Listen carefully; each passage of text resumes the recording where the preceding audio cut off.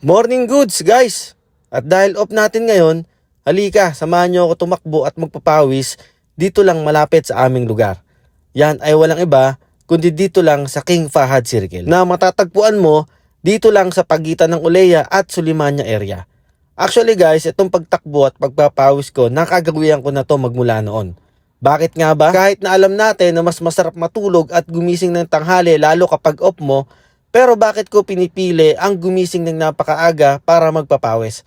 Alam nyo kung bakit? Bukod sa magkaroon ng fit na pangangatawan, kinakailangan na din nating i-maintain ang kaligtasan ng ating kalusugan dahil hindi na tayo pabata. Lalo ngayon guys, nagbe-maintenance na tayo dahil na din sa high blood at mataas ang ating kolesterol. O diba? San ka pa? So tara guys, umpisahan na natin to.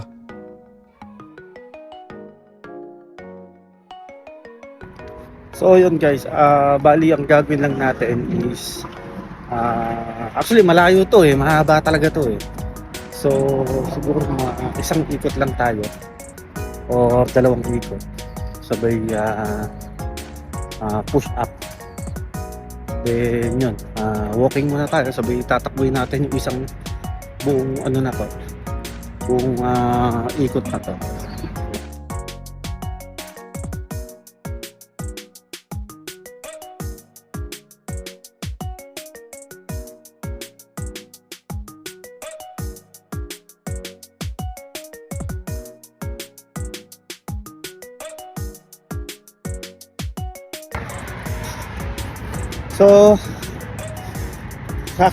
So guys, yun, nakaano na tayo. Pangalawang ikot na natin ito. So after nito, mag-chest tayo. Tapos yun, gamit lang tayo ng push up. So siguro mga ano lang yun, mga siyam na ano lang, siyam na beses.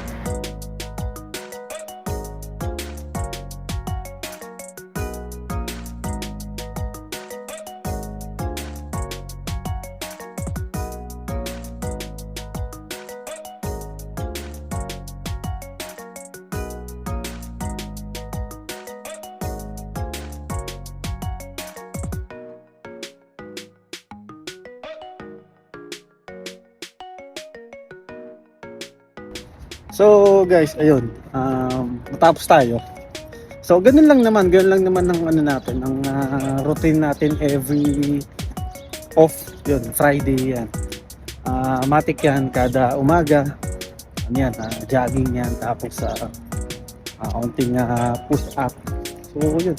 So mainam din talaga na kahit isang beses or dalawang beses, actually dapat nga 4 times a week. O kung may time, pwede naman natin gawin araw-araw.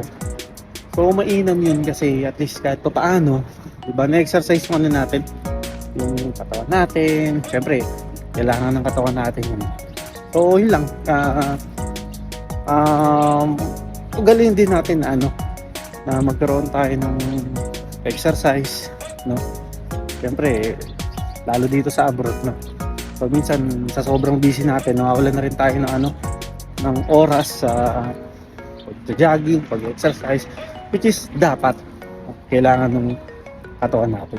So yun guys, ingat kayo lahat at sa susunod ulit, sasama ko ulit kayo. So yun guys, God bless sa lahat. See you. Bye.